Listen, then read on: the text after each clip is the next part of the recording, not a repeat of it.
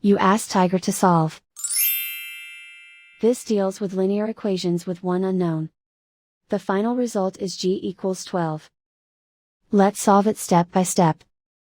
Group all constants on the right side of the equation. Add 2 to both sides. Simplify the arithmetic.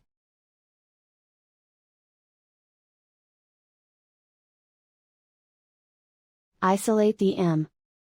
Multiply both sides by 4. Group like terms. Multiply the coefficients. Simplify the fraction. Simplify the arithmetic. And so the final result is g equals 12.